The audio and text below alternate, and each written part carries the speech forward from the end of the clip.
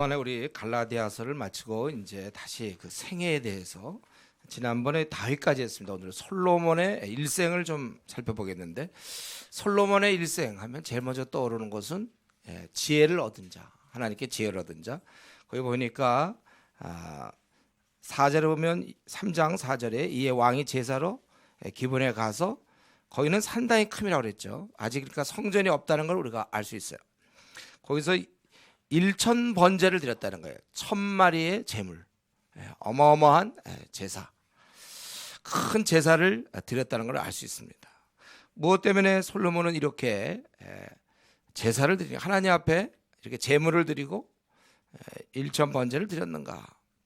거기서는 3절에 있는 것처럼 솔로몬이 하나님 여호와를 사랑하고 그의 아버지 다윗의 법대로 행하였으나 산당에서 제사하며 분향하더라. 그러니까 아직은 성전이 없었기 때문에.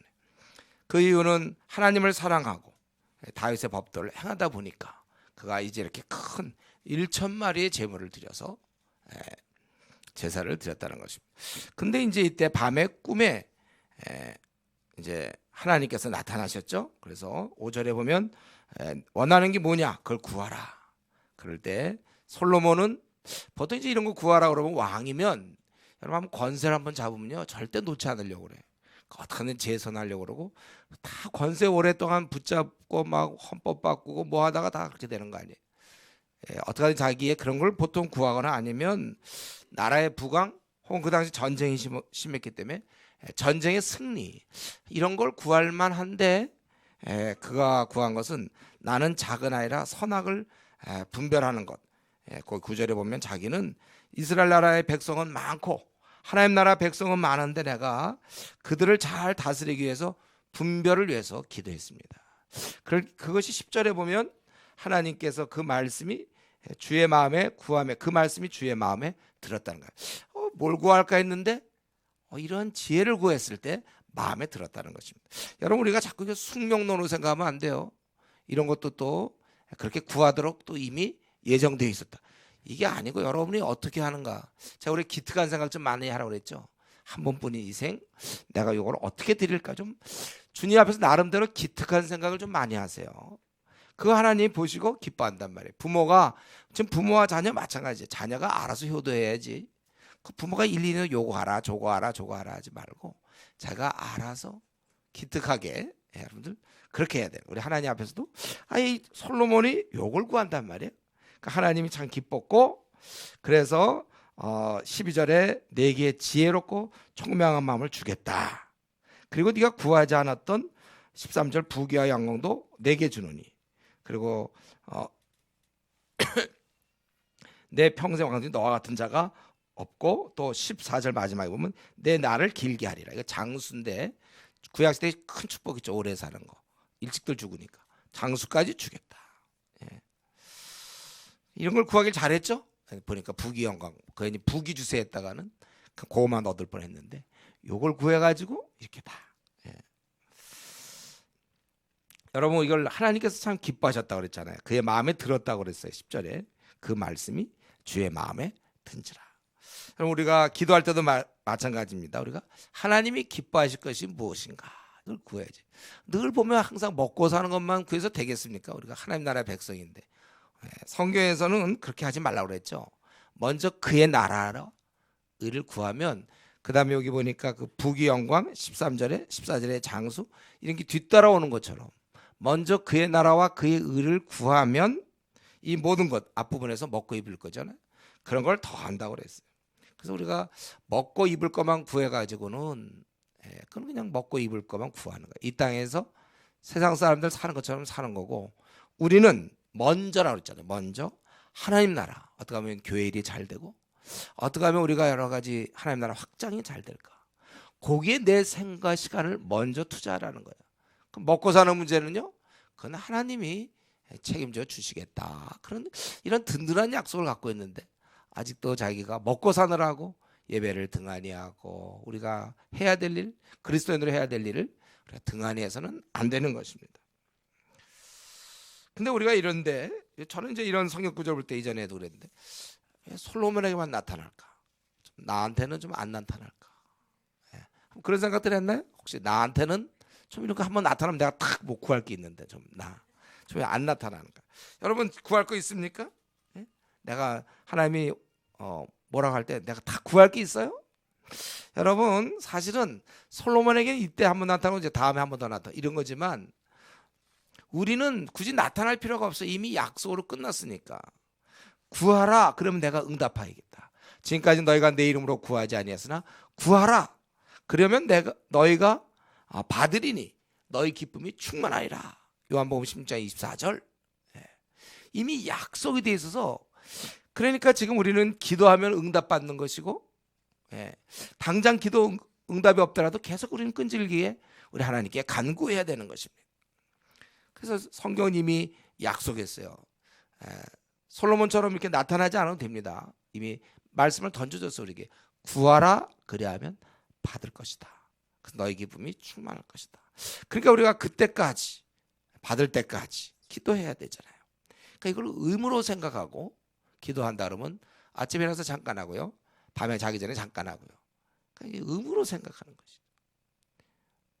여러분 우리가 특권입니다. 이거는 우리 그리스도인만의. 세상 사람들은 약속을 못 받았어요. 우리만 성도만 갖고 있는 이 특권. 기도하면 응답하시겠다. 여러분들이 힘써서 기도해야 돼요. 목사님 근데 뭐 기도해도 뭐 되지도 않는데요. 이제 이게 우리 한계죠. 이게. 여러분 우리가 하나님 앞에서 내가 간구했는데 그게 예스로 되고 노로도 된다고 그랬죠. 제가 웨이팅도 있고 더 좋은 걸 주시는 거예요. 하나님께서는.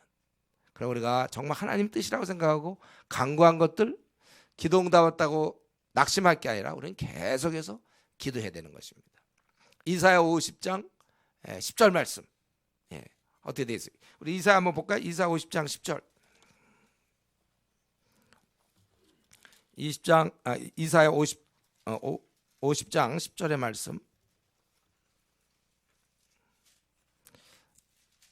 제 성경으로는 1030쪽인데 우리 다 같이 한번 읽을까요? 50장 10절 말씀 시작. 너희 중에 여호와를 경외하며 그의 종의 목소리를 청정하는 자가 누구냐? 흑암 중에 행하여 빛이 없는 자라도 여호와의 이름을 의뢰하며 자기 하나님께 의지할지어다. 흑암 중에 행해 빛이 없어. 이건 안 될 거다. 흑암과 도무지 빛이 없어. 그럴지라도 여호와의 이름을 의뢰하며 자기 하나님께 의지할지어다. 그렇기 때문에 여러분 기도하다가 혹시 포기한 기도 제목 없습니까?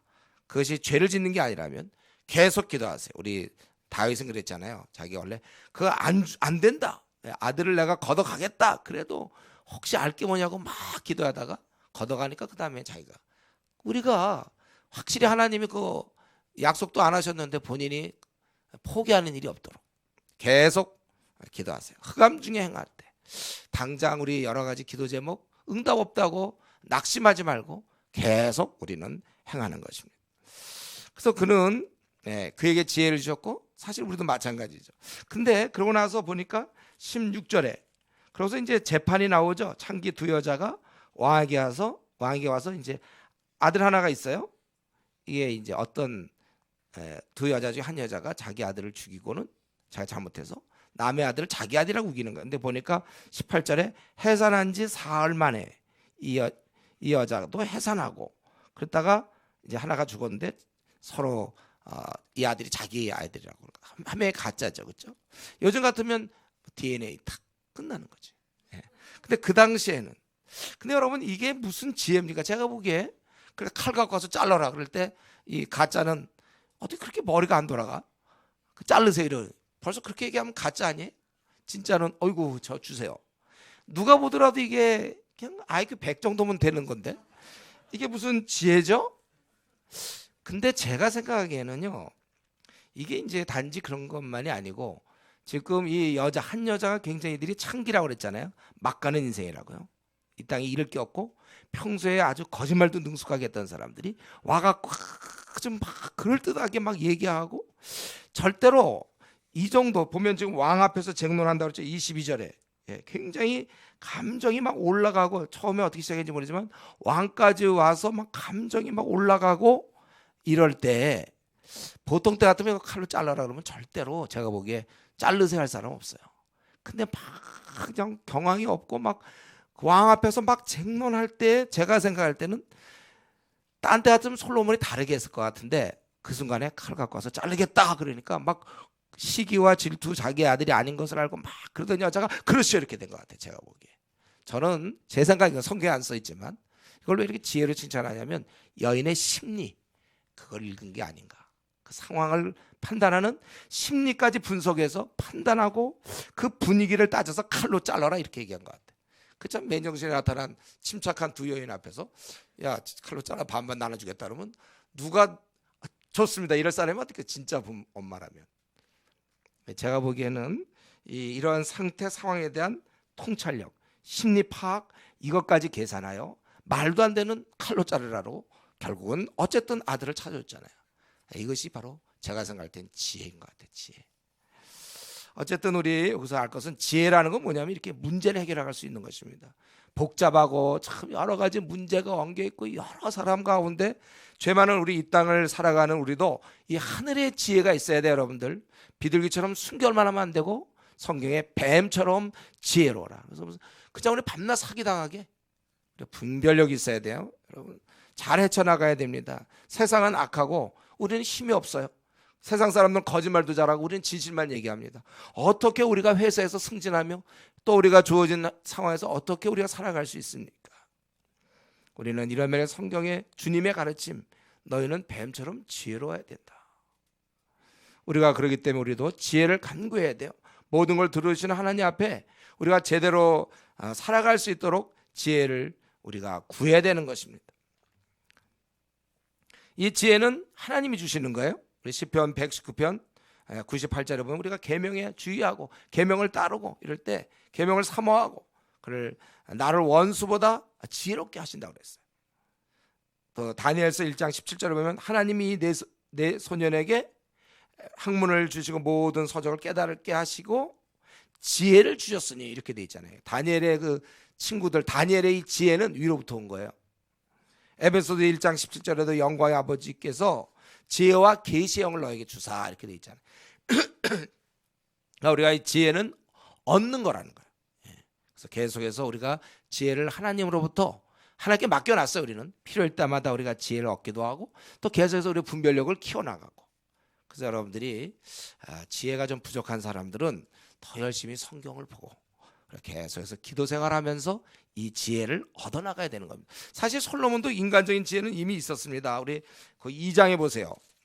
2장 6절에 보면 이제 다윗이 얘기할 때 2장 6절 내 지혜대로 행하여 그의 백발이 평안히 소리가 내려가지 못하게 하라. 요압에 대한 얘기죠. 그 다음에 8절에 보면 시므에 대한 얘기를 하면서 9절 그러나 그를 무지한 자로 여기지 말자. 너는 지혜 있는 사람이므로 하나님으로부터 지혜 받기 전에도 그는 지혜가 있었지만 지혜를 계속 더 받음으로 결국은 이제 이 일을 감당할 수 있었던 것입니다. 그렇기 때문에 여러분 지혜는 위로부터 오는 거예요. 여러분 지금 나름대로 지혜가 있습니까? 예. 그러면 더 지혜를 얻을 수 있도록 해야 돼요.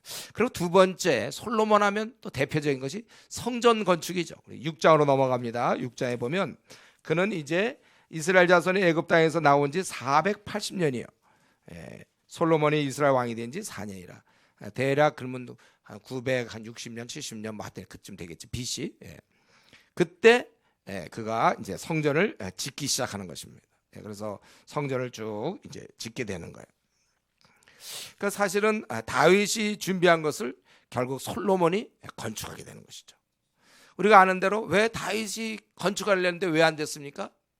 그는 이제 손에 피를 많이 묻혔기 때문이라고 그랬잖아요. 그러나 이제 우리가 지금 이 신약 시대에 생각해 보니까 하나님께서는 다윗의 성전 이거 안 되는 거예요. 솔로몬의 성전이고 다윗과 연결되는 건 뭐라고 그랬습니까? 다윗의 자손 메시아. 진짜 성전이 메시아잖아요. 우리 주님이 참 성전이시잖아요. 다윗의 신앙 정도로 이런 그냥 건물 짓는 거는 솔로몬이면 좋게. 다윗 같은 사람은 다윗의 자손 메시아가 되는 거죠. 구약시대 때 성전 건축이 굉장히 중요했죠. 왜냐하면 직접 하나님이 거기에 임재하셨고 거기서만 예배드릴 수 있었어요. 그리고 이게 항상 중요한 것이죠. 또 이스라엘 남자들은 1년에 3차례씩은 또 여기 와서 또 예배드려야 되고 참여해야 되고. 구약 때는 어땠습니까? 구약 때는 그랬지만 신약에 들어오면서 하나님이 어디 계시냐면 바로 믿는 자들에게 그때 계시는 거예요. 그래서 오늘날 우리가 바로 구약의 성전은 그때 예루살렘에 있었지만 신약의 성전은 바로 우리들이 다 성전이라니까요.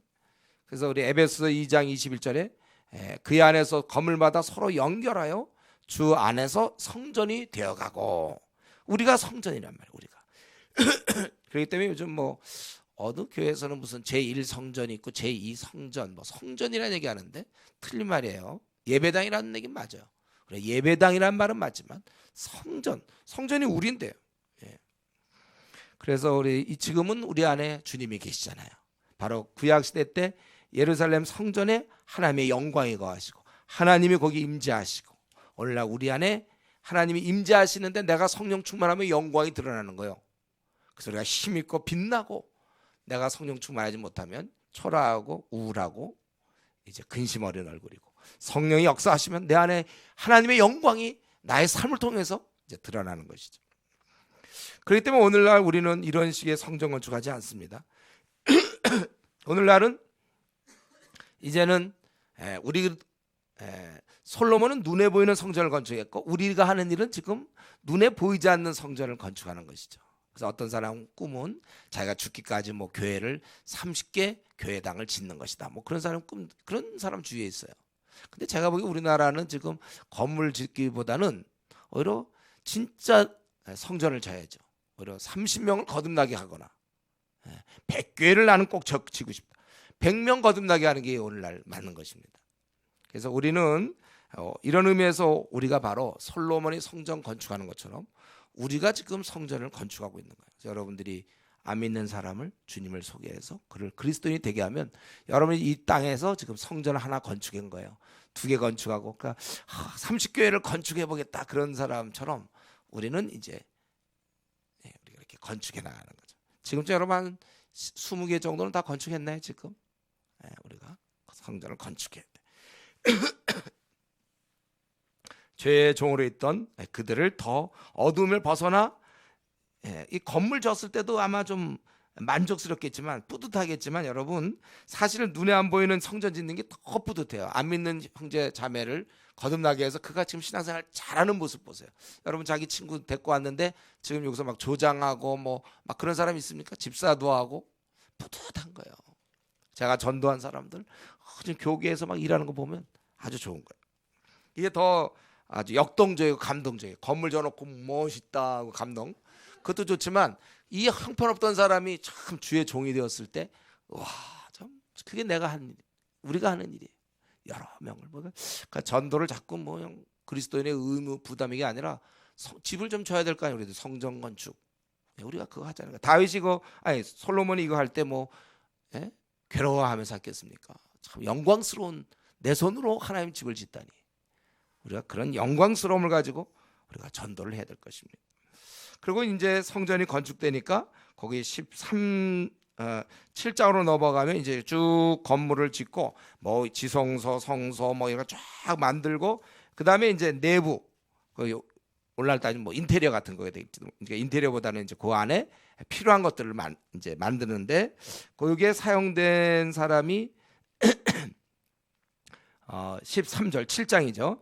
7장 13절 솔로몬 왕이 사람을 보내 히람을 두로에서 데려오니 그는 납달리 지파의 과부의 아들이요 그의 아버지는 두로 사람이니 노스의 대장자이라. 이 히람은 모든 노딜의 지혜와 총명과 재능을 구비한 자다. 어디서 이런 사람 찾았는지 모르겠어요. 솔로몬이 더구나 두로 사람인데 자기 나라 사람도 아닌데. 지금 7장입니다. 7장 13절 14절 거기 성전. 이제 이 사람은 와서 뭐냐면 그 당시 지금처럼 뭐 이렇게 공장이 잘 돼 이런 게 아니잖아요. 녹그릇 같은 거 뭐 이런 거 만드는 거 쉽지 않은데 거대한 녹기둥 둘을 만들었다는 거예요. 높이가 각각 18규빗이 되고 또 각각 12규빗 되는 줄을 두르며 녹을 부어서 기둥 머리를 만들고 뭐 기둥 꼭대기에 다른 머리도 뭐 이렇게 높이도 5규빗, 규빗은 보통 45cm 한 규빗이. 그러니까 얼마나 큰 거를 지금 이런 거 어떻게 다 만들어진지 모르겠어요. 또 23절에 보면 거기 보니까 놋바다를 만들었죠. 바다를 부어 만들었고, 바다라는 건 대야 같은 거예요. 그런 걸 다 만들고 또 27절에 보면은 이거 다 이게 히람이라는 사람이 만드는 거예요. 놋받침을 만들고 또 수레를 만들고, 수레 구조가 뭐 이렇게 되고 아주 굉장히 정교하게 하여튼 큰 것들을 잘 만드는 거고, 또 물두멍을 만들게 되고 부삽 쭉 계속해서 지금 여러 가지 뭐 바퀴 이런 버팀대 판 옆판 뭐 쭉 만들잖아요. 또 40절에 보면 물두멍과 부삽과 대접 같은 거를 다 만들고, 48절에 보면 성전의 모든 기구를 만들었으니 금단 진설병의 금상, 또 뭐 금 등잔대, 금꽃과 등잔과 불빛, 하여튼 많은 것들을 만들었습니다. 그러니까 건물 짓는 것도 중요하지만 그 안에 이런 많은 기구를 정교하게 만들 사람이 필요했는데, 바로 이런 사람을 위해서 이 두로 사람 히람이 준비됐죠. 히람이 준비된 거예요. 이전에도 백향목, 레바논의 백향목을 위해서 그때 왕의 이름도 히람이었어요. 두로 왕 히람이 필요했고, 또 성물 기구를 위해서도 두로 사람 히람이 준비됐습니다. 근데 이 히람은 그냥 된 게 아니라 그의 아버지부터 준비된 거죠. 14절, 마침 납달리 지파의 과부의 아들이 있었는데 그의 아버지는 두로 사람인데 노스의 대장장이라. 그러니까 이게 당대에 뛰어나서가 아니라 또 워낙 기술도 있지만 아버지로부터 쫙 그걸 보고 해서 결국 이런 엄청난 것을 만들었다는 거죠. 아버지부터 준비된 거예요. 그래서 쫙 그 타이밍이 중요하죠. 솔로몬의 성전을 건축할 때쯤 그 아버지로부터 다 배운 데다가 정교하게 해서 쫙 들어와서 이런 걸 만든 거예요. 이런 사람이 없었으면 이 안에 이것들을 어떻게 만들겠습니까? 그 당시에 정교하게 이러한 그 금속을 갖다가 가지고 내부를 장식하고 또 여러 가지 기구를 만드는 거. 제가 보기에 이게 타이밍이 참 중요한 것 같아요. 두로 사람 히람이 아버지로부터 배워가지고 만약 이때 사용 안 됐으면은 그냥 뭐 동네 사람들 뭐 그릇 만들어 주다가 생을 마쳤을지 모르겠어요. 그냥 거대한 녹 기둥 같은 걸 다 만들고 줄을 만들고 뭐 꽃 모양을 만들고 다. 이런 여러 사람의 도움으로 결국 성전 일하는 사람들이 있었을 거고 이렇게 가능하게 된 것입니다. 성전 건축이. 여러분 이런 면에서 생각할 때 우리가 지금 사실은 하나님 나라를 지어가는 사람들 아니에요? 성전을 우리가 지어가는 사람이에요. 개개인이 성전이고 우리가 성전이고 함께 지어져 가고, 이럴 때 나는 좀 어떻게 준비된 사람 맞습니까? 자기는 지금 하나님 나라를 위해서 자기의 그 재능과 자기의 기질과 부모님의 이런 거 다 섞어가지고 지금쯤 내가 정말 꼭 필요한, 지금 21세기 한국교회 지금 쇠퇴해가고 중국 거대한 땅에 복음의 문이 열리고 지금 촛대가 글로 거의 옮겨져 가 있는 것 같고, 저 인도에 8억의 힌두교인이 기다리고 또 무슬림 9억 1천만이 기다리고 있고 아시아에 4억의 불교인을 생각하고, 지금 우리가 이런 가운데서 내가 그동안 배우고 내가 익히고 내가 갖고 있는 재능이면 재능, 익힌 것 하고 나의 어떤 지위, 나의 어떤 기질, 이러한 모든 것이 여러분 하나님 나라에서 지금 어느 부분에 사용되고 있습니까? 내가 지금 내 은사를 가지고 하나님 나라에 어떻게 사용되면 좋겠어요? 우리가 그렇지 않으면 밥만 먹다가 생을 맞출 수는 없잖아요. 집장만 하다가 내가 생을 맞출 수는 없잖아요. 내가 직장에서 그 언어, 물론 그걸 통해서도 우리가 할 일이 있지만 내가 그것만 하다가 자녀 키우다가 내 생을 끝낼 수 없어요. 나라는 존재는 뭡니까? 나는 지금 도대체 하나님 나라 어디에 사용되고 있어요? 지금 그것을 사용되기 때문에 그런 좀 흥미진진하게 살고 있습니까? 아니면 이제 사용될 것을 기대하고 있습니까? 나라는 존재는 어떻게 살다가 죽어야 되겠어요, 여러분? 이대로 살다 죽으면 만족합니까? 도대체 무엇을 위해서 내가 21세기에 지금 태어났어요? 왜 19세기에 안 태어나고? 아니면 15세기쯤에 왜 안 태어나고 지금 태어났을까요? 더나 한국이 조그만 땅에 왜 태어났어요? 뭐 하려고 태어났습니까, 여러분? 이 질문 하세요, 자기 스스로. 뭐 하려고 나 태어났는가? 반반이 먹으려고? 잠 잘 자려고? 바쁘게 살기 위해서? 야근하기 위해서 태어났습니까? 도대체 나 왜 태어난 거예요? 우리 두로 사람 히람은 가만히 아버지부터 준비되고, 그는 다른 거 몰라도 지혜와 총명과 재능, 이 노딜에 대해서 아주 뛰어난 사람이라. 딱 타이밍이 맞아서 성전에 필요한 모든 것들을 그가 만드는 거 아닙니까? 하나님 나라라는 이 거대한 우리 성전, 진짜 영적 의미의 성전에 나의 어떤 말솜씨가 필요한 겁니까? 나의 두뇌가 필요한 겁니까? 나의 어떤 힘이 필요한 겁니까? 나의 판단력입니까? 나의 대인관계가 필요한 겁니까? 나의 뭐가 이 하나님 나라를 위해서 이 말세에 필요한 것인지, 그리고 나는 지금 어디에 사용되고 있는지 우리 자신을 들여다봐야 돼. 그리고 또 한 가지는 지금 솔로몬의 성전을 건축하고 히람이 기구를 만들어서 녹기둥, 뭐 높바다, 물두멍, 부삽, 대접, 솥, 모든 기구, 뭐 진설병, 또 금상, 진설병의 금상, 정금, 등대, 금단. 근데 이런 게 만약에 하나님이 살아계시지 않다면 아무 의미가 없는 거예요. 아무 의미가 없는 거죠. 있지도 않은데. 그리고 불교는 불교 그거 우상 만들고 그게 필요한 모든 거 만드는 것이, 그래서 죽으면 그게 지금 무슨 의미가 있습니까? 하나님이 살아 계시기 때문에 솔로몬이 성전 건축하는 것도 의미가 있고, 또 히람이 이렇게 부삽을 만드든지 등대를 만들든지 모든 기구를 만드는 게 그게 의미가 있는 거예요. 사실 세상 사람들은 하나님이 없는데 저렇게 열심히 살고 있어요. 그럼 무슨 의미가 있습니까? 어리석은 일에 자기의 시간과 열정을 드리고 있다는 것입니다. 그의 인생을 가만 보면 소모하는 중이에요. 아무리 그가 잘 나가도 뭐 승진이 잘 되고 이번에 뭐 인사가 있었는데 이사가 됐다, 영전이다, 아무리 그래봐야 하나님 없는 인생 무엇을 위해 사는 것입니까? 우리는 달라요. 우리가 하나님을 생각하면서 하고 있는 거 아무리 작은 거라도 그건 귀한 겁니다. 삽을 하나 만들어도 하나님 성전에서 사용되는 거예요. 내가 비록 작은 일이라도 할지라도 우리는 하나님이 기뻐하는 일인 거예요. 그 일을 한다는 것 자체가 의미가 있는 것입니다. 이런 면에서 나는 성경에 보면 너희가 먹든지 혹은 뭘 마시든지 다 하나님 영광 위해서 하라고 그랬잖아요. 지금 내가 내 시간과 물질, 내 재능, 언변, 이건 주로 어디에 사용되고 있습니까? 하나님의 영광을 위해서 이렇게 관계되고 있습니까? 그렇다면 내가 아무리 작은 일이라도 그건 의미가 있는 것이고, 하나님의 영광과 뭐 별로 관계가 없다면 그건 우리가 멈춰야 되는 것이죠. 여러분, 확신이 안 들면 내가 이런 식으로 사는 거 하나님께 영광 돌리는 것 같지 않다. 확신이 들지 않으면 멈추세요. 그리고 기도하세요. 하나님, 내가 무슨 일을 해야 됩니까? 그리고 다시 잠깐 멈춰서 방향을 잡고 하세요.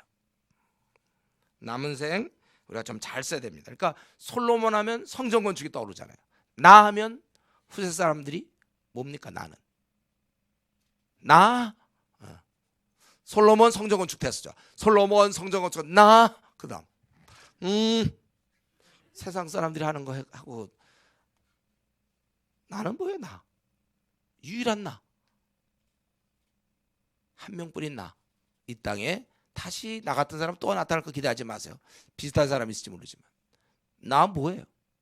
솔로몬 성전 건축 나 여기 우리가 그게 있어야 돼요. 확실한 걸 찾아서 남은 생 여러분 40년, 50년, 30년 던지세요. 여러분들 확실한 걸 찾아서. 그리고 세 번째로 이제 솔로몬 하면 지혜로운 자, 그 다음에 성전 짓는 자, 성전 지은 자. 그리고 또 한 가지, 이건 그렇게 많이 드러나지는 않지만 우리 8장을 보면 아주 솔로몬의 그런 모습, 백성을 위해 축복하고 백성들을 위해서 기도하고 백성의 영적인 이런 면을 이끌었던 아주 훌륭한 왕인 것이죠. 그 8장에 보면은 그가 이제 사람들을 다 소집하고서 이제 제대로 다 성소에 했을 때, 다 이제 법궤도 갖다 놓고 뭐 다 했을 때 8장 11절에 보세요. 제사의 그 구름으로 말미암아 능히 서 섬기지 못하였으니 이는 여호와의 영광이 여호와의 성전에 가득함이라. 임재가 있는, 이제 그렇게 다 끝내놓고 그 다음에 뭐 했는가? 거기 이제 12절부터 자신이 사람들한테 얘기하는 것이죠. 이거 이제 다 이루었다. 그러니 성전이 만들어졌으니까 너희들 22절부터 너희들이 이제 이렇게 하나님 앞에서 이제 이렇게 살아야 될 것을 얘기하고, 그리고 하나님께 기도하죠. 22절에 바로 온 회중을 위해서. 그래서 솔로몬이 22절 여호와의 제단 앞에 서서, 지금 여기는 그냥 그 영광이 가득해요. 능히 구름으로 말미암아 섬길 수 없을 만큼 그 성전에 가득하다 그래서 구름이 엄청난 그런 상황에서 솔로몬이 여호와의 제단 앞에서 이스라엘 온 회중과 마주서서 하늘 향하여 손을 들고 지금 축도하는 것처럼 그 수많은 민족들, 백성들 앞에서 왕으로서 지금 여기 하나님 지은 성전 앞에서 영광이 크되 구름이 크단 그 손을 들어서 이제 그들을 향하여 이제 축복하면서 하나님께 간구하고 있죠. 그래서 거기 하나님이 이렇게 해서 내가 이제 이렇게 했습니다. 그리고 29절 보면 주께서 전에 말씀하시기를 내 이름이 거기 있으라 하신 곳에 이 성전을 향하여 주인이 주야로 보시며 주의 종이 이곳을 향하여 비는 기도를 들으옵소서. 그래서 31절에 만일 어떤 사람이 그 이웃에게 범죄했을 때 맹세시킬 받고 그가 맹세하거든 그때 하나님이 들어주시고 판단해 주시고 또 만일 적국에서 우리가 패했을 때 이런 식으로 지금 7가지를 얘기하죠. 7가지. 33절에 적국에 패했을 때, 35절에 하늘이 닫히고 비가 없을 때 이럴 때 하나님께 기도하면 다 들어달라는 거예요.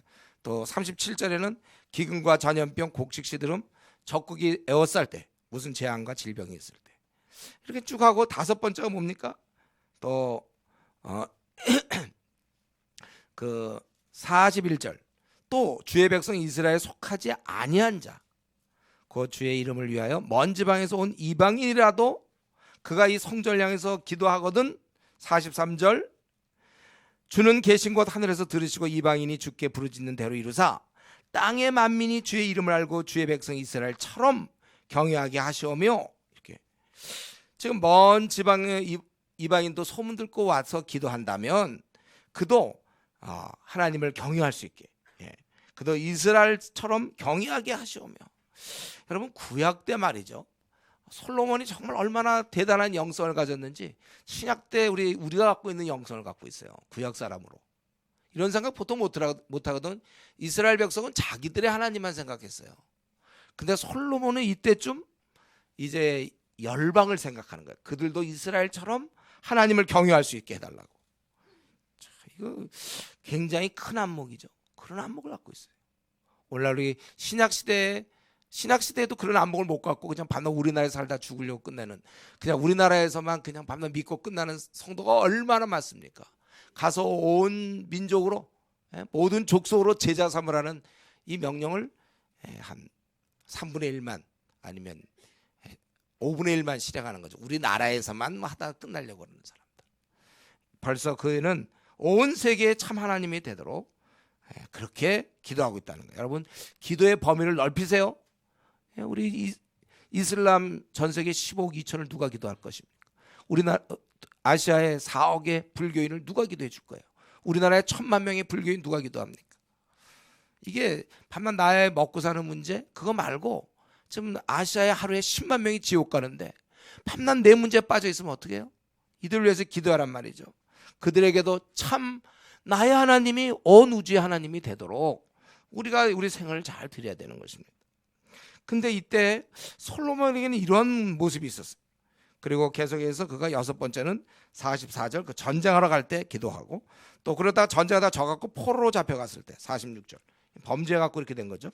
그럴 때 다 하나님이 들어주십시오. 이렇게 이제 그가 백성들 앞에서 이 성전을 져놓고 이렇게 기도하고 계속해서 54절을 보면 또 이스라엘을 축복하고 있어요. 이 백성들을 정말 마음껏 축복하고 그리고 61절을 보면 그런즉 너희 마음을 우리 하나님 여호와께 온전히 바쳐 완전하게 하여 오늘과 같이 그의 법대로 하며 그의 계명을 지킬지어다. 솔로몬이 축복하고 그리고 나서 62절부터 66절까지 보면 이제 성전 봉헌식이죠. 다시 제사를 드리고 거기 보니까 7일 7일 도합 14일 65절에 보면 이렇게 막 절기로 지키고 정말 이 성전을 건축해 놓고 모든 이스라엘 백성 모인 자리에서 왕이 직접 나서서 14일간 또 그들 앞에서 이 성전 봉헌 하나님께 드리는 예식을 취하고 제사를 드리는 이 지금이야말로 솔로몬이 가장 멋있을 때야 이때가. 지금 제대로 신앙을 갖고 이스라엘 백성을 이끌고 있습니다. 원래 이스라엘 국가의 왕은 백성을 하나님께 이끄는 게 중요한 책임입니다. 이 일을 한 거예요. 이렇게 행하니 아름답고 빛났죠. 마치 다윗이 법궤 걸 때 막 그 앞에서 춤추고 그럴 때 미갈은 그를 비웃었지만 하나님 앞에서 너무나 왕의 체면이 중요한 게 아니거든. 지금 이러한 솔로몬이 지금 생애 가장 아주 절정의 신앙 영성을 구가하고 있는 것입니다. 이때가 빛날 때예요. 이때가 아주 찬란해. 솔로몬이 가장 의미 있고 보람된 삶이에요. 자신의 사명을 감당하고 하나님 보실 때도 그가 마땅히 이스라엘 왕으로서 아주 마땅히 해야 될 일을 감당하고 있는 것입니다. 자기 책임 다 하고 있는 것이죠. 여러분, 근데 우리는 이런 솔로몬의 모습을 쫙 보면서, 나중에 이제 그 타락하기 때문에 문제지만 이 모습 보면서 우리도 마찬가지예요. 여러분, 우리가 사실은 우리 생에 가장 빛나는 것은 미지근한 신앙 갖고 주일날 왔다 갔다, 일주일에 한 번 주일날 교회 한 번 오고 왔다 갔다 하고 이럴 때 빛나지 않습니다. 무슨 이유 때문에 그러는지 모르는데, 우리가 그렇지 않고 주의 편에 서서 주의 나라 확장을 위해 뛸 때, 그때 우리 생이 빛나는 거예요. 이 땅에서 아무리 승진이 잘 되고 뭐 연봉이 높고 집을 장만하고, 집 장만할 때 쫙 빛날까요? 아니면 외제차 탁 세차한 다음에 거기서 딱 운전하고 싹 내릴 때 그때 빛날까요? 빛 안 나요. 그냥 군대나 푹신했다가 나온 거지 뭐. 그래서 빛나는 거 아니에요. 우리가 진짜 빛날 때는 어떤 직위 직책이 아니고 삶이 빛나야 되는 거예요. 삶. 이때 참 우리가 주님께 붙어서 주님의 일할 때 그게 빛나는 것이죠. 영광스럽다는 거죠. 영광스러움, 흥미진진, 삶의 의미가 생기는 거야. 주를 위해서 일할 때. 그렇지 않으면 우리는 삶의 의미가 뭐 있습니까? 이거 이렇게 사는 건 불교 신자도 살고 천주교 신자도 살아요. 우리가 주를 위해서 딱 생을 딱 드릴 때 그때가 가장 멋있는 거예요, 여러분. 멋있어요? 안 멋있어요? 내가 지금 뭐 이게 막 세뇌 교육 시킵니까? 그게 멋있는 거고 이게 아니다 그겁니까? 보세요, 저는 이게 솔로몬의 모습 이때가 가장 멋있어요. 다윗이 이럴 때 막 그 법궤 온다고 막 좋아하면서 춤추고, 이게 멋있는 거죠. 이게 하나님 앞에서 그 높고 높으신 하나님. 우리 집사들 말이죠. 전도팀을 이끌고 다 피곤하고 야근 다 피곤하지만 그래도 또 힘내서 막 전도팀을 이끌고 이럴 때 집사가 힘이 나는 거잖아요. 스데반이 막 순교당할 때 멋있는 것이죠. 집사가 되고 장로가 되고 목사 돼서 교회에서 말이야, 그게 멋있습니까? 초라한 거예요. 그거는 무게 잡는 거는. 정말 선봉에 서서 돌격 앞으로 막 이럴 때가 그게 멋있네. 군인도 그런 거예요. 야전 군인이 막 전대 나서 그냥 목숨에 그런 자기 목숨을 걸고 자기 소대원 막 자기 부하들 끌고 전투하고 앞장서서 이럴 때 힘이 있는 것이지. 우리 마찬가지예요. 우리 중국 팀장들이 말이야. 중국 팀을 그 비록 몇 사람 안 되는 걸 가지고 저 중국 대륙 16을 향해서 우선 공격이라는 거야 이거. 예? 비록 수로 따져보면 안 되죠. 우리가 16억인데 뭐 우리가 5명 끌고 들어가서 무슨 공격입니까? 그래도 형식상 게 공격이라니까요. 형태는 그게 힘 있는 거예요. 중국 팀장 돼서 집에서 막 너 추석 때 어디가 이런 욕하는 이런 비난 들어가면서 돈도 없어서 빌려와서, 우리 교회가 돈이 있으면 좋겠지만 돈이 없으니까 빌려와서 그래도 그거 몇 명도 안 되는 걸 끌고 무슨 C640이나 이상한 거 하나 해가지고 그러고 들어가는 거. 또 중국어나 잘하면 좋겠다. 중국도 못하면서 그냥 들어가는 거. 예. 이게 사실은 힘 있는 거예요. 이런 게 멋있는 거고. 그게 멋있는 거 아닙니까? 우리 전도팀원도 마찬가지죠. 전도팀은 성전 건축하는 거거든. 내가 성전 내가 생을 마칠 때까지 주의 몸된 교회를 내가 이뤄나간다. 그 사람에게 참 빛을 던져준다. 우리 개안수술 말이야. 그 빛을 보게 하는 거 얼마나 귀합니까? 영적인 눈을 뜨게 하는 그 지금 수술하러 나가는 거거든요, 여러분들이. 사사로운 이유로 그냥 빠지고 이러면 그게 초라한 것이죠. 이걸 자꾸 의무다, 뭐 우리 교회는 전도를 시킨다. 개안수술 좀 하네, 자기 기술이 있어서. 그걸 뭘 자꾸 그렇게, 그럼 왜 태어났습니까, 우리가? 조장들도 이 조언을 위해서 기도하고, 집사들이 이 성도들을 위해서, 우리 교회에서는 집사들이 성도를 위해서 막 기도하고, 힘든데 내 기도하기도 좀 바쁜데 명단 놓고 기도하고 청년부 놓고 기도하고 뭐 장님 이럴 때 힘 있는 거야. 집사가 그럴 때, 목사도 그럴 때 힘 있는 것이고, 앞으로 교회 장로도 생기면 장도 마찬가지. 그게 힘 있는 거지. 이게 힘 있는 거 아니에요. 그거는 아무것도 아니에요. 그건 세상 사람들이 하는 거예요. 우리는 그렇지 않습니다. 내가 조장이면 좋은 들 놓고 기도하고 막 또 안 좋은 소리도 듣고, 자기 돈이 없지만 또 조장이니까 사주고 그들 위해서 기도하고, 그리고 수련회 있으면 권유하고, 그래서 또 막 왜 뭐 자꾸 강요하십니까? 이런 소리 좀 들어가면서 이게 힘 있는 거죠. 자기 수련회비 마련하기 어렵지만 또 어떻게 해서 가고. 여러분 우리가 우리 지금 중국에 있는 사역 간사들 뭡니까? 좀 한 명은 자리 잡았지만 좀 두 명은 자리 못 잡아갖고 저 지난주도 통화 많이 했어요. 어떡하냐, 뭐 돈을 어떻게 마련하고 이렇게 해야 되냐 저렇게 해야 되냐. 아직 자리를 못 잡았지만 그게 힘 있는 거예요, 여러분들. 대안 없지만 물론 이제 원래 처음부터 대안 없었던 거 아니에요. 하다 보니까 지금 대안이 없는 건데 대안 없지만도 주의 나라 확장을 위하여 중국에 100명을 놓고 사실 100명도 적은 숫자지만 이들을 바꿔보겠다. 그게 힘 있는 것이지. 우리가 다 대안 마련하고 갑니까? 안정 다 된다면 안정 추구가 우리의 목적인가요? 모험을 해야지, 주의 이름을 걸고. 그럴 때 하나님이 하시는 역사가 일어나는 것이죠. 제가 우리 교회 개척할 때도, 이 교회 시작할 때도 만약에 내가 계산해서 대안이 있었으면 전 못하죠. 어떻게. 그러나 지금 이 교회를 통하여 얼마나 많은 사람이 구원받고 중국의 영혼들 구원받고 대안 갖고 하는 거 없어요. 우리가 물론 최대한 노력은 하지만 어떤 땐 결단하는 거, 이거는 그냥 밀어붙여야 될 일은 붙여야 되고 하나님이 책임져 주시니까 먼저 그의 나라 구하면. 예, 이럴 때가 제가 생각할 때 앞으로 우리 중국의 사역 간사의 남은 생이 어떻게 될지 모르겠어요. 그러나 현재로 제가 볼 때 빛나. 예, 그렇게 사는 거예요. 의미가 있어요. 그게 여기서 그냥 안정된 삶하면서 연봉 많이 받고 뭐 직장만 하고 뭐 하고 우리 애들 교육시키고 막 영어 교육시키고 이런 것보다 내가 훨씬 더. 예. 우리 지금 솔로몬이 이때가 최절정, 가장 의미 있는 삶이에요. 나중에 뭐 그 무슨 의미가 있습니까? 근데 여기서 이렇게 쭉 했을 때 66절 보세요. 66절이 나와야 할 이유가 뭡니까? 여기 보니까 여덟째 날에 솔로몬이 백성을 돌려보내매, 지금 8장 하는 중이에요. 백성이 왕을 위하여 축복하고 자기 장막으로 돌아가는데 여호와께서 그의 종 다윗과 백성 이스라엘에게 베푸신 모든 은혜로 말미암아 기뻐하며 마음에 즐거워하였더라. 예. 66절이 나와야 할 이유는 모든 게 다 지금 원래대로 다 돌아갔죠. 구약에 이런 시간이 별로 없어요. 왕이 제대로 되고 백성이 다 제대로 되고 함께 예배드리고 성전 제사 드리고 성전도 만들어지고 법궤가 안정되고 다 됐을 때, 이럴 때 또 하나님 말씀대로 절기를 지키고 하나님 앞에서 이들이 다 다짐하고 헌신을 맹세하고 그랬을 때 그 결과 기쁨과 마음의 즐거움이 넘쳐나는 것입니다. 이 부분이 중요해요. 우리가 하나님과 제대로 된 관계 속에서만이 나오는 기쁨의 보석입니다. 이거는 아무 때나 안 나와요. 하나님과 관계가 제대로 될 때, 이때 기쁨과 즐거움이 나오는 것입니다. 우리 골마 있던 거 짜면 그럼 편해지잖아요. 제가 지난주에 여기 눈에 그 눈다래 깨놨어요. 그래서 이제 어떤 병원에 갔는데 그걸 갖다가 막 주사를 막 놓더라고요. 여기다 주사를 막 났어요.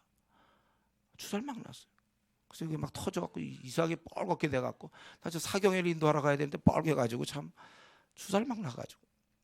근데 보니까 그래도 편하지가 않아요. 이상 약은 계속 먹고 항생제하고 그러는데 편하지 않아요. 그래서 한솔씨 다른 학과를 갔어요. 다른 학과 갔더니 이러더니 거기 근이 있다는 거야. 근. 근데 뭐 째야 된대. 근데 근을 뽑았어요. 근 알아요? 근? 몰라요?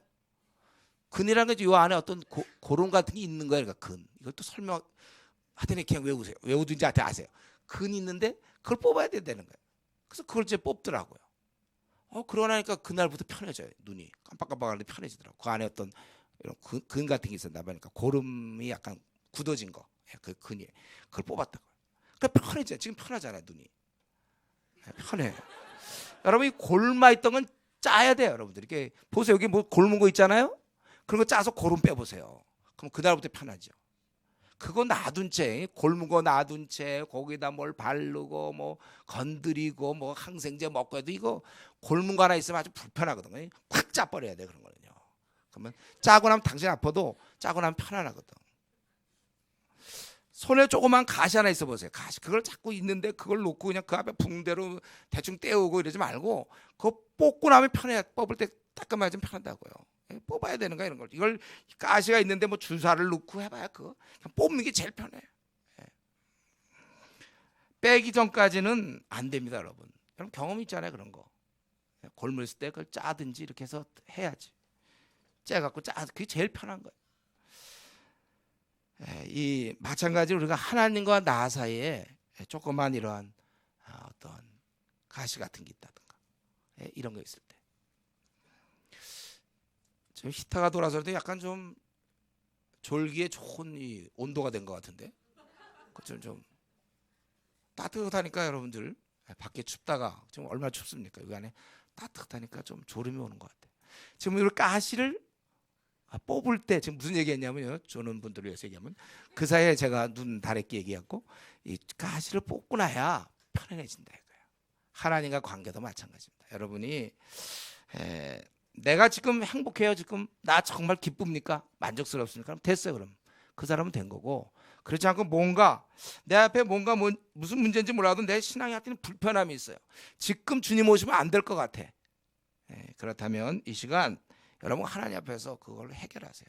짜야 돼요. 짜세요. 짜. 하나님과 뭘 갖고 있습니까? 무슨 문제가 있나? 무슨 가시가 있습니까? 뽑으세요. 그래야 거기서 참다운 기쁨, 즐거움이 있는 거예요. 그러니까 구약시대 이런 표현들이 참 중요한 거예요. 66절 이스라엘이 베푸신 모든 은혜로 말미암아 기뻐하며 마음에 즐거워했더라. 제대로 됐을 때 즐거움. 그래서 지금 제가 생각해보니까 돌이켜보니까 모태신앙일 때 제가 모태신앙으로 있다가 헤맬 때 이게 없었어요. 이거 뭔지 이게 아닌데 이렇게 사는 게 아닌 것 같은데 내가 지금 신앙생활을 이렇게 하는 게 아닌 것 같아. 그리고 제가 이제 2학년 여름방학 이후로 바뀌고 나서는 이거 뭔지 알겠어요. 이게 기뻐하며 마음에 지금까지 계속되고 있으니까 여러분 우리가 이렇게 살아야 돼요. 마음에 지금 뭔가 하나님 앞에서 뭔가 이상하게 뭐가 막혀 있다든가 여러분 그거를 빼세요. 하나님 앞에서 오늘 결단하시고 회복해야 되는 것입니다. 그리고 이제 여기서 끝나면 얼마나 좋겠습니까만은 11장 마지막인데요. 솔로몬 하면 빼놓을 수 없는 게 11장이죠. 그가 하나님을 떠나게 된단 말이에요. 배반하게 됩니다. 거기 보니까 11장 1절에 바로의 딸 외에 이방의 많은 여인을 사랑하였으니 모압, 암몬, 에돔, 시돈 글로벌하죠. 아주 국제적으로 그냥 이렇게 많은 이방 여인들을 그가 사랑했다는 거예요. 그래서 이미 그렇게 하지 말라 2절에 그들도 너희와 서로 통혼하지 말라 그들이 반드시 너희 마음을 돌려 그들의 신들을 따르게 하리라.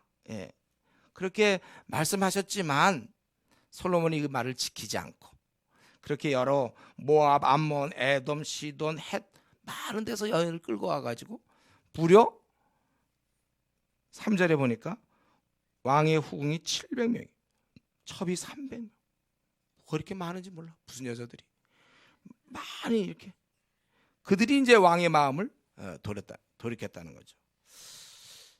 그래서 그 4절에 있잖아요. 솔로몬의 나이가 많을 때 그의 여인들이 그의 마음을 돌려 다른 신을 따르게 했기 때문에 그래서 어디 있습니까? 5절에 시돈 사람 여신 아스다롯을 따르고 암몬 사람의 가증한 밀곰을 따르고 그 나라마다 막 다 따르는 거예요.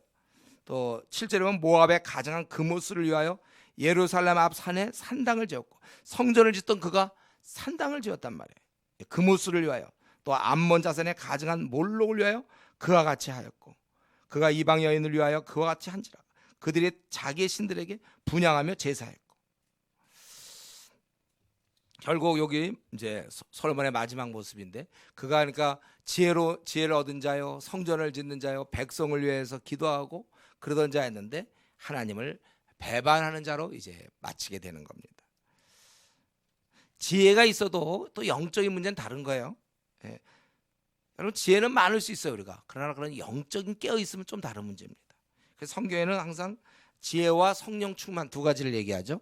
사도행전 6장에도 보면 7집사 뽑을 때도 지혜와 성령 충만한 사람. 항상 지혜만 갖고 안 돼요. 성령 충만해야 된다. 그가 이렇게 된 이유, 왜 그가 하나님을 떠나게 됐는가 오늘 있는 것처럼 그 이방 여인들이 주위에 온통 신앙 없는 이런 우상 숭배하는 여인들이 그 주위에 부인으로 있으니까 그가 결국 무너질 수밖에 없었어요. 일대 솔로몬 한 명 대 700명이나 첩이 3명. 솔로몬 한 명 대 1000명의 여인. 그들이 만들어내는 문화, 그들의 대화, 그들의 조언, 뭐 그들의 삶 이것이 결국 그를 무너지게 했다는 것입니다. 여러분 우리가 이런 면에서 사실 우리가 생각해봐야 되죠. 가까이 있는 사람에게 저와 여러분은 영향을 받게 돼 있어요. 그래서 우리가 회사 내에서 회사의 분위기가 예를 들면 내가 근무하는 곳에 절반 이상이 그리스도인이다. 그럼 조금 안심해도 돼요. 그런데 대부분이 믿지 않는 자다. 여러분 굉장히 지금 위험한 상황이라는 거 아세요? 그 상황은 위험한 거예요. 그러니까 우리가 들어가기 전에 충분히 콰이타임 충분히 하고 기도하고 들어갔다가 나온 다음엔 다시 몸을 씻어야 돼요. 귀를 씻고 마음을 씻어야 돼. 그래서 돌아와서 텔레비전 보면 안 되고 돌아와서 성경을 봐야 되고 성경 보기 너무 지치면 동영상을 들어서 말씀으로 씻어내야 된단 말이에요. 그렇지 않으면 우리도 돈을 추구하게 돼요. 그렇지 않으면 우리도 세상에서 인정받는 거 원해요. 그렇지 않으면 우리가 이 땅에서 세상 사람들이 하는 것처럼 하게 돼 있어요. 왜? 그들은 많은 시간, 8시간 혹은 10시간을 내 앞에서 계속 세상적인 가치관에서 얘기하거든. 계속.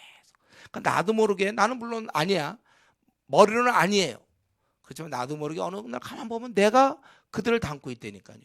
결국 또 잘 먹고 잘 사는 거 아니냐. 너 결국 안정을 추구하는 거 아니냐. 먼저 하나님 나라를 구하는 게 아니라 자기 나라 구하고 있네. 결과적으로 그렇게 되거든.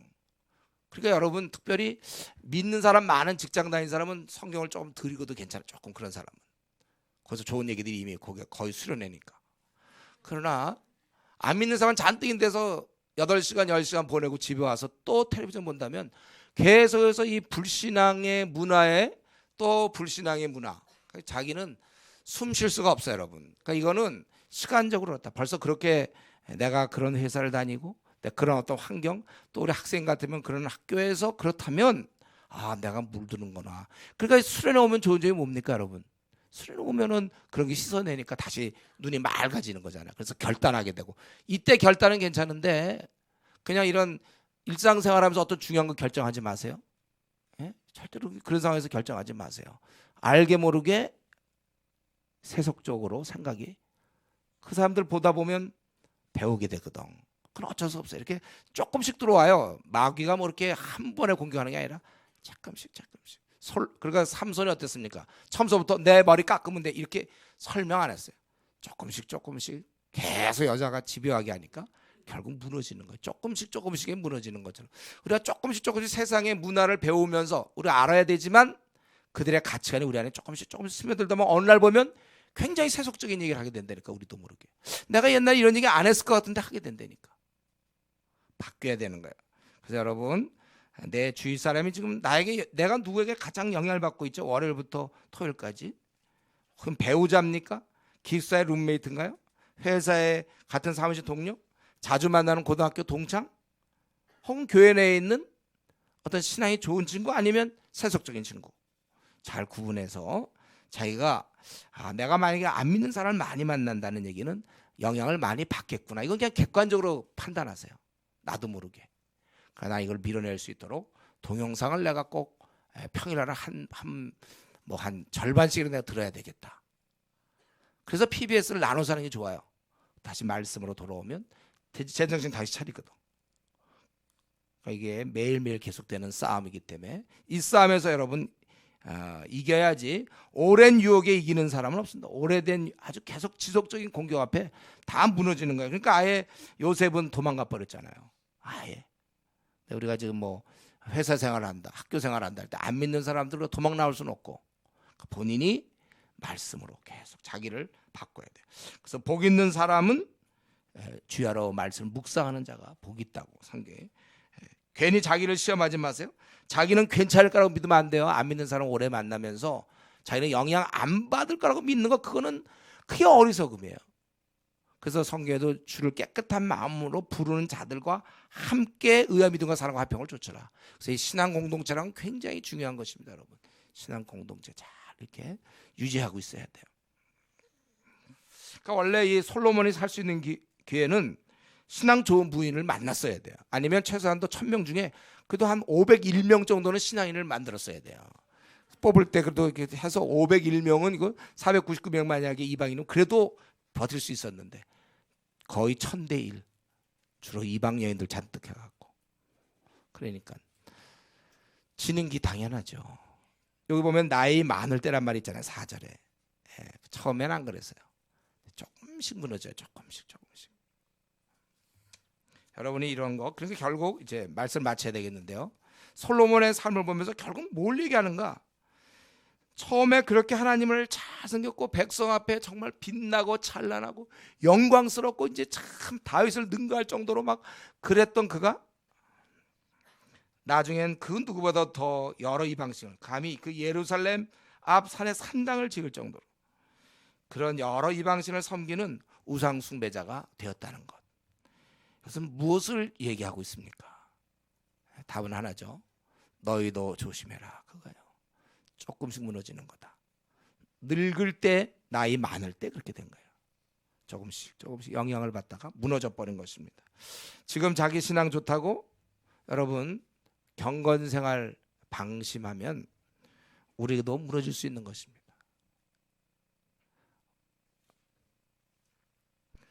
절대로 우리가 그냥 가만히 있어갖고 신앙이 좋아질 수 없어요.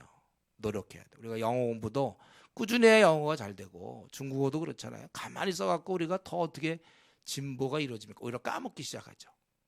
우리 신앙도 까먹어요. 그동안은 나름대로 많이 뭐 수련회다 뭐대해서 좀 축적해 놨습니까? 이제 그거 까먹고 있는 거예요. 세상 사람들 만나고 세상 교수 만나고 세상 과친구 만나고 직장 동료 만나면 내가 그동안 축적해 놓은 거 좀 까먹어. 그다음 어느 순간에 다 없어지죠. 그렇게 뭐 많이 축적해 놓을 수도 없어. 우리는 우리의 영성. 여러분 우리가 저절로 노력 안 했는데 내가 그냥 신앙생활 예전처럼 유지하고 있다고 믿으면 그게 착각입니다. 빼앗긴 만큼 항상 보충해 넣어야 돼요. 직장이든지 학교에서 불신자 만나서 내 가치관이 자꾸 이렇게 영향받은 거를 대신 또 성경을 통하여 자꾸 보충해 놓지 않으면 내 신앙 오히려 보충해라 더 이제 열심히 해야죠. 더 잘하도록. 그래서 바울 사도가 뭐라고 했습니까? 두렵고 아주 두려운 마음으로 이 신앙이 그렇게 참 귀한 건데 이게 지금 솔로몬의 생이게 뭡니까 이게? 아무리 과거에 잘 살았으면 뭐해요? 그렇게 멋지게 사는 데는 무슨 소용이 있어요? 나중에 이방 신들 다 섬기고 있는데. 여러분이 그러면 솔로몬의 전성기 때보다 더 좋은 신앙 갖고 있습니까? 우리가 그냥 달려가라고 바울 사도는 표대를 향해서 계속 뛰라고 그랬어요. 계속 죽을 때 자기도 이미 이루었다고 하지 않잖아요. 자기도 달려간다고 그랬어요. 바울 사도 같은 사람도 달려가는데 내가 왜 건방 떱니까? 내가 뭐라고 성경을 아주 나는 안 읽어도 되나요? 딴 사람들 열심히 77 막 열심히 막 하루에 10장씩 보고 기도생활 열심히 하는데 나는 어떻게 면제입니까? 다른 사람이 열심히 정말 영혼을 구원하면서 자기 신앙을 막 불태우고 막 불일 때 일어나게 하는데 나는 전도도 안 하고 나는 다 면제인가요? 주일날 11시 예배만 드리면 되나요?